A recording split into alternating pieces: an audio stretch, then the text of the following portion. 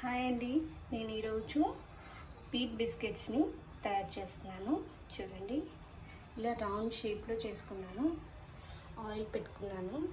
So దీంట్లో కావాల్సిన పదార్థాలు ఏంటంటే, మీరు కొంచెం నెయ్యి కానివ్వండి, ఏదైనా మీకు ఇష్టమైన ఆయిల్ అయితే ఆయిల్, లేకపోతే నెయ్యి అయితే నెయ్యి 2 స్పూన్స్ 3 స్పూన్స్ అలా మీరు వేసుకొని మీకు తగినంత ఆయిల్ను, మీకు తగినంత నెయ్యిని యాడ్ చేసుకొని మీరు ఈ విధంగా ఒక చపాతీ పిండిని ముద్దలాగా చేసుకొని దాన్ని మీరు చపాతీలాగా రౌండ్గా ప్రిపేర్ చేసుకొని దాన్ని మీరు ఏదో ఒక మీకు నచ్చిన డిజైన్లో కట్ చేసుకొని ఈ విధంగా మీరు చేసుకోవచ్చు అండి. నేనైతే రౌండ్ షేప్లో కట్ చేసుకున్నాను.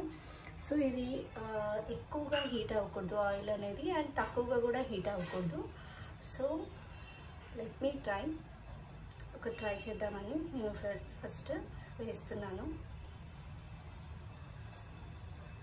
సో సిమ్లో ఇలా పెట్టుకోండి, ఎందుకంటే ఇది ఎక్కువగా హీట్ అవ్వకూడదు అండ్ ఎక్కువగా కూడా ఇది అవ్వకూడదు అన్నమాట. అందుకని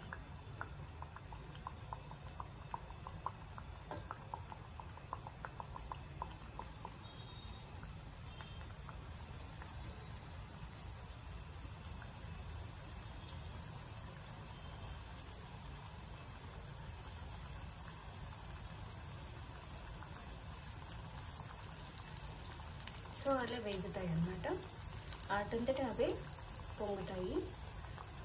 సో అవి పొంగిన తర్వాత మనం ఏమి కదపకుండా దాన్ని అలాగే ఉంచేస్తే వాటంతటికి అవి పైకి తేలుతూ ఉంటాయి. సో దాని తర్వాత మనం ఇట్లా ఇంత మరీ పొంగే విధంగా కాకుండా ఇదే పూరీలుగా చేసుకోవచ్చు. ఇవి మనం వేరే విధంగా కూడా చేసుకోవచ్చు. కొంతమంది పూరీలు చేసుకుంటారు చూసారా, అలా కూడా చేసుకోవచ్చు. బట్ ఇది ఏంటంటే స్వీట్ రెసిపీ, అది స్వీట్ కదా. సో ఇది స్వీట్ అన్నమాట.